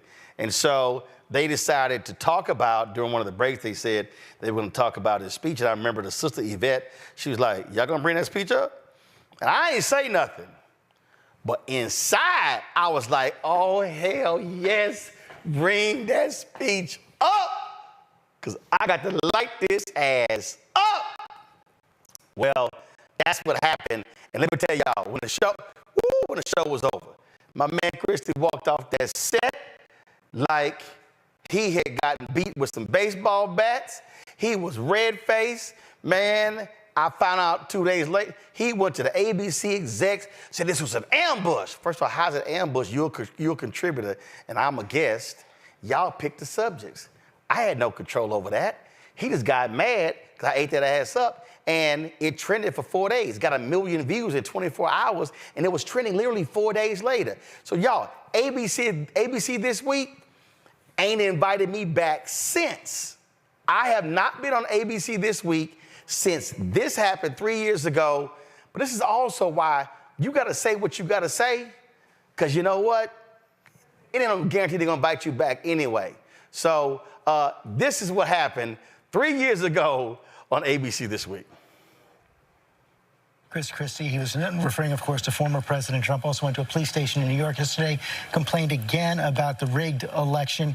You gave a major speech at the Reagan Library this week where you said it was time to face the realities of the 2020 election, renounce the conspiracy theorists and the truth deniers. So you're on a collision course with former President Trump. No, I'm on a course to try to make sure that my party remains rather relevant in the political conversation in this country. Maybe it becomes. Aren't majority? You're seeing more and more Republicans are now saying they're buying in to the conspiracy theorists. In the end, I do think that it's moving in the other direction.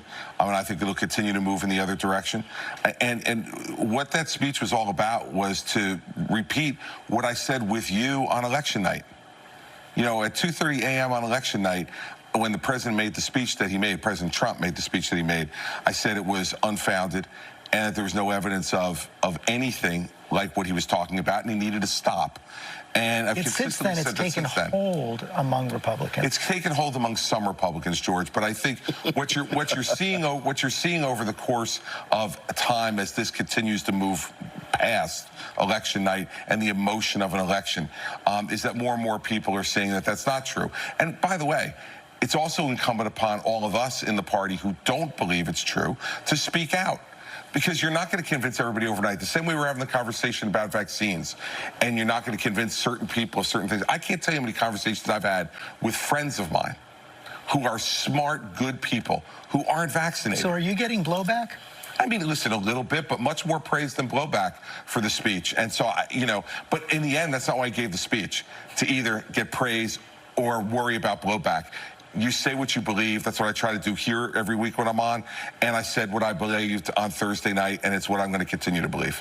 I just think for 4 years, we watch Republicans either be silent or be complicit in the building of the monster that is Trump. And even post-Trump, there are still Republicans who are bolstering him, supporting him. So I feel like too little, too late. The reality is real leadership is stepping up to the man at the time he was in the seat and saying that we won't budge. And there was none of that. And unfortunately, I don't know what the future of the Republican Party is. There's so many folks who are now swinging closely. We think about the 47 states that have legislation trying to keep people from voting based on the big lie that we know was not true. We think about January 6th and the insurrection that happened on the structure of democracy itself and democracy. And there are Republicans who don't want to have an investigation into that. So this Republican Party is way far gone. And unfortunately, too little, too late. Hold on. I want to get another Republican perspective here from Sarah. They're seeing debate there. Chris believes the party's over time moving in this direction. Yvette disagrees. I think that perhaps we will finally see what we didn't get to see in 2016, where there were 17 candidates, nobody dropped out so that you could have the one-on-one versus Donald Trump. Perhaps it looks like Donald Trump is going to run again. We're certainly told that by all of his advisors and by all accounts from him. If it is Christie versus Donald Trump in the Republican primary, Republicans will have a choice. And certainly Donald Trump is in some ways at his weakest that he's been since he left the White House, and in other ways, certainly what he has said and Trumpism has picked up within the party. It will be up to Governor Christie to make the case that there is somewhere else to go. But I do think if Trump runs, he may be alone in that lane, and that could be helpful. I'm sorry. Republican Party, they made their choice. And I appreciate the speech, Governor, but the reality is this. You have to admit, Sarah, you have to admit the role that you played in putting the person in leadership who is driving conspiracy theories. It's one thing to condemn them after the fact, but you have to own up to the role that you played in putting the person in power. The time we both ran campaigns against No. Let me finish. First off, I don't One second. First off, I don't admit anything to you. Can I finish? First off, I don't admit to you. And second, I ran against Donald Trump in 2016. You also coached him for the debate, sir. You ran against, here's the deal, you ran against him. But when a person has principles, morals, and values, they do not support them even if you lose. Right. And what they say is, I choose patriotism and the country over party and power. And the problem was too many Republicans chose power in riding with Donald Trump as opposed to patriotism in America. I'll sleep fine tonight with you judging my morals. Well, guess what? As a voter, as a voter who has 13 nieces and nephews, what I also want to see in America are Republicans and Democrats who have the guts to stand up to narcissists, to folks who lie, to folks who sit here and lead a country in the wrong direction. And what that man has unleashed on this country, any Republican who stood with him has to own it and accept the role that they played. Yeah, well, that's fine. I'll accept the role that I played in the 2016 election running against him, and I'll accept the role... Let him finish his point now. Let him finish his point. And I'll accept the role that I played in my belief that Hillary Clinton was not the right person to be president. We all get to make choices, Roland, in this democracy. I made my choice. I'm on record of my choice, and I'm not walking away from my choice. But it does not preclude me from being able to be critical when the person that I did support does things that I am against. And so this false choice that you're trying to set up, it's a false choice, and one that the American people are not going to buy either. Roland, let me just press one other point. Right now, I would argue that the fact that so many Americans can't buy into simple facts is probably the biggest existential threat we face to our democracy. So when somebody speaks up for that, isn't it something to be praised? Facts are critically important. But again, when you support someone who said fake news, when you were truthful and then push that, then when you have the networks and the conservative radio talk show hosts, that whole echo chamber driving that's the problem. I am a native of Texas who is still registered there, and I am dealing with Greg Abbott and Dan Patrick, who is consistently lying and making things up, and you're dealing with that. I'm dealing with people who are changing textbooks, well, here's the deal. I have a very basic principle since I've been a journalist. If you do good, I'll talk about you. If you do bad, I'll talk about you. At the end of the day, I'll talk about you. And somebody has to say what others are afraid to say. Sarah, you get the last word. If you want to persuade the half the country that voted for Donald Trump in 2016 to move to your side, then you've got to stop villainizing them. You've got to stop having these conversations where everyone who is not with you is against you. And when someone says that Donald Trump did something wrong, you may want to consider praising that and trying to use that to persuade the people who are not going to be persuaded by what that is going to have to be the last word. This debate could obviously continue. I'm sure it will in coming weeks. Yeah, they ain't want to continue that debate. Like I said, Christie was hot.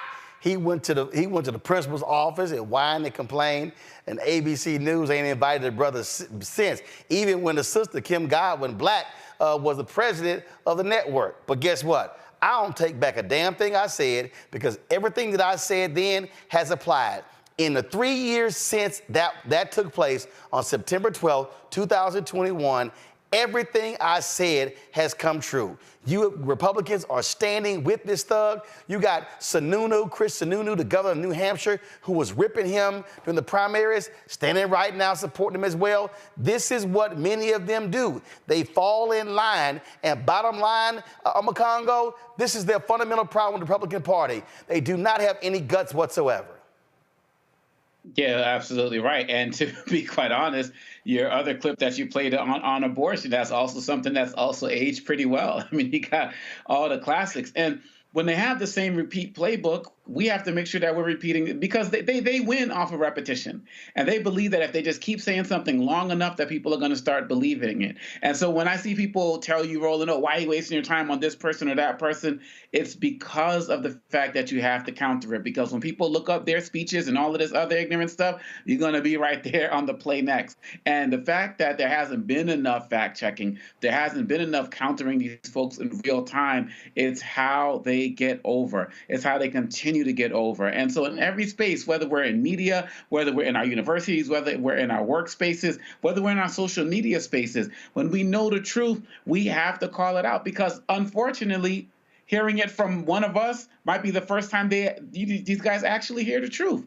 So many people are in their ecosphere and in their own little silos, and we have to continue to call out this nonsense, because really, I believe, look at Christie. I mean, he's probably going to be endorsing Kamala soon. And these guys ain't never going to apologize to you. They're never going to say Roland was right. But, hey, we just got to keep putting it out there and let the facts speak for themselves, because nobody can say that Black America didn't warn y'all about what was coming. Look where we are now. It was funny, Julian, because after that, I swear in 22, 23, Christie was sounding like me. He should have said, my bad.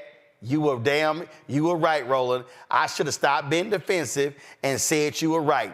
And so, I mean, literally, ever since then, he been sounding the same way. I'm like, hashtag, we tried to tell you. You know, Roland, first of all, you were looking good on that the shot. I like the little outfit you had on. Well, you know, I had to hit him with the gray and white pinstripes and the fuchsia. You know, because you know I can't wear them bland ass, them boring ass blue and black suits. I can't do that. But you look good. I'm gonna give you props. You look good, and you got off of the gold and black spit that you often. Don't hate Alpha reigns supreme even over deltas. Go ahead, make your comment before I cut you. Go ahead, make your comment. Okay, let's move on to the politics. Christie, all of them are crazy. They're all kissing the ring, and the ring is the devil's ring, and everything you said is correct. These Republicans, and many of them know better. We know many of them. We talk to them offline. They say, oh, blah, blah, blah, blah. But online, they are in formation with the Trump nonsense. And that's the problem, is that there is no integrity in the Republican Party, none whatsoever. So they will go along, they will kiss the ring, kiss the feet, kiss the butt, just kiss, because they want to stay relevant. The relevance would be if Republicans would unite and say, this is not who we are. Over the years, next Sunday I'll be 71. Praise the Lord. I've been doing politics since I was 18. So it's 50 plus years of doing politics. I've had Republican friends and colleagues and great people in my life, but I've never seen this level of acquiescence that you know the devil, you call the devil privately, but then publicly you say, oh yes, we're going to support him. And that's where we are. But you called it, it's correct. Christie used to be thought of as a good guy. There are a whole lot of them who used to be thought of as good guys, but now they want to be at the table. They want to have an opportunity, and in having the opportunity, what they really want to do is to kick the American people in the hind parts. That's what's happening. Listen, Renita, you got some people who are upset. All right, we lost Renita's signal there. And here's the whole deal. You got some people out here who are upset that Dick Cheney endorsed Vice President Kamala Harris. And, oh man, this warmonger. Okay, I don't like Dick Cheney. But even a Dick Cheney is saying that I believe in the Constitution so much that this man cannot, under any circumstances, be back in the Oval Office. So I don't have a problem with a Dick Cheney endorsing a Vice President Kamala Harris and the Governor Tim Walz. I don't have a problem with the number of former Reagan officials that have come out.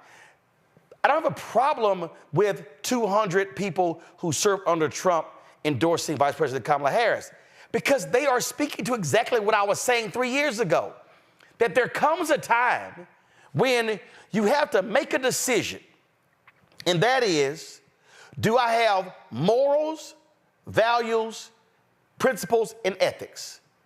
Do I care more about patriotism, the Constitution, and the country over party and power? And so these are individuals who do not support Vice President Kamala Harris and her policies. But they are making a judgment by saying that this thug, this grifter, this trash of a human being, Donald Trump, should never be allowed not only back in the Oval Office, he shouldn't drive by the Oval Office. He shouldn't fly over the White House. This man should not get intelligence briefings. None of these things should happen because he is corrupt and dangerous to this country. And so I have no problem with with Republicans, people who are still Republican, say, I cannot do it. What I was talking about there was, Renita, was the likes of Bill Barr, who would sit in interviews and trash Trump and talk about him in a negative way, and then get to the end, yeah, I'm gonna still vote for him. What the hell was all you just told me? And that's my point. There is a time when you say that the country and the Constitution is more important than my party. Yes. Roland. No, Renita. No, hold up. Renita's back. Renita. Okay, cool. Disconnect around why they can say so many bad things about Trump and then say that I'm going to vote for him is because Trump is still doing the number one thing that they want, which is which is that he advances white supremacy. And so to me, it is no secret that they can all go and list out everything they hate about him, but they still know and that he's doing one thing that's still consistent, is that he is advancing white supremacy, and that is what their vote is based on. It's not based on upholding the Constitution. It's not based on upholding democracy. It's not based on having a country that is not facing civil unrest. It's not based on any of that. It's just based on advancing white supremacy. And so that's what they like about him. He will continue to do that. And that's why I don't give all this credit to Republicans who are now suddenly saying, oh, I can't stand with Trump. Because where were you? Black people said from the beginning, when Trump came down the escalator in 2016, that this would be bad for the country. Trump would be bad for the country. This was not a good idea. They did not listen. They didn't listen to anybody who understood the level of attack that he was going to level against most of the country. They stood with him because, as Dr. Malveaux said, they want to be relevant. That's still the case. And as long as he continues to advance white supremacy, they are with it.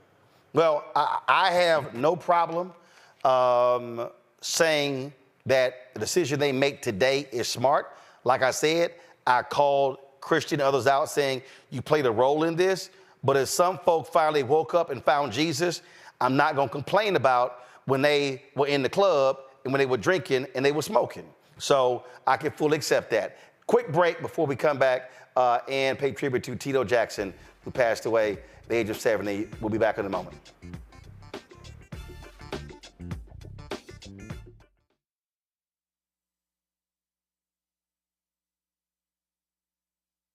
IVF is a miracle for us because it allowed us to have our family. After having my daughter, I wanted more children, but my embryo transfer was canceled 8 days before the procedure. Donald Trump overturning Roe v. Wade stopped us from growing the family that we wanted. I don't want politicians telling me how or when I can have a baby. We need a president that will protect our rights, and that's Kamala Harris. I'm Kamala Harris, and I approve this message. Hello, I'm Paula J. Parker. Trudy Proud on the Proud Family. I am Tommy Davidson. I play Oscar on Proud Family, Louder and Proud. Hi, I'm Jo Marie Payton, voice of Sugar Mama on Disney's Louder and Prouder, Disney Plus. And I'm with Roland Martin on Unfiltered.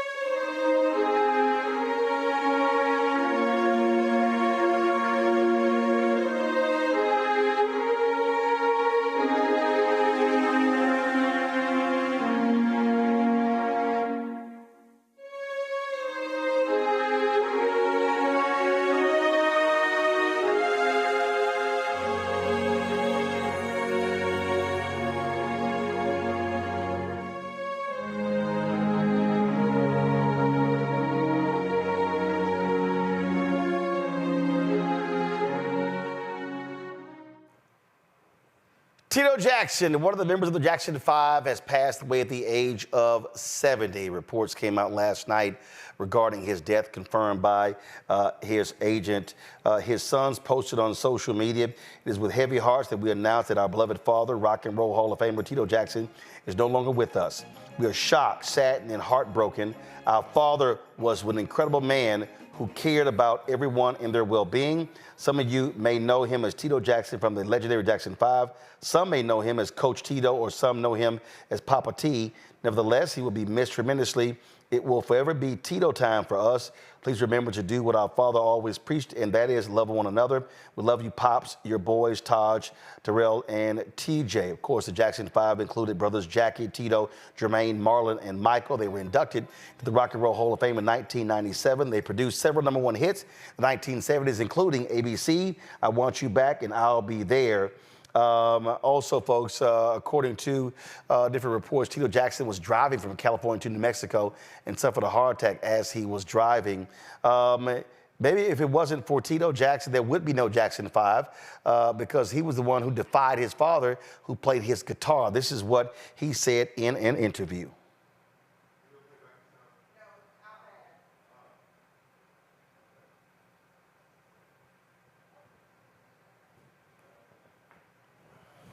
All right, hold on one second. I'm gonna get this, I'm gonna reset this here so y'all can actually hear what he had to say. Give me a second. All right. Touch my guitar when I'm... He knew we loved that guitar, and so he used to say before he went to work, he put it away in the closet in the case and tell us, sit us on the couch and point his finger, "Don't you touch my guitar when I'm at work." You know, so of course, you know, children, that means you can touch my guitar while I'm at work. That's what I heard, you know. So I was playing this guitar for many, many, many months, and my mother would let me play it. She knew I wasn't supposed to play it, but she thought I was making progress and whatever. So one day I broke the string, and I didn't know what to do about it. I didn't know how to change the string. I didn't know what string I broke or whatever. Couldn't even buy one. He came home, saw the string broke, and was really upset about it, man. He took care of my ass, and then he sat me down and put the guitar in my lap and said, "Show me what you know." So here I am playing this guitar and crying. You know, I'm about like 7, 8 years old. And he looked at me and said, "Dang, you playing just as good as me." So he gave it to me. He gave me the guitar right there on the spot. And bought himself another guitar, a better one, of course. But I still have that original guitar. Wow. Yeah, so he said, he gave me the guitar. He said, "I want you to learn every song on the radio." So that's what I started doing. And I was learning songs by the Isley Brothers, Temptations, Ford, whatever. And then Jackie and Jermaine and there, we were harmonizing. And Michael and Marlon were just little bitty things. You know, they were somewhere around 2, 3, 4 years old.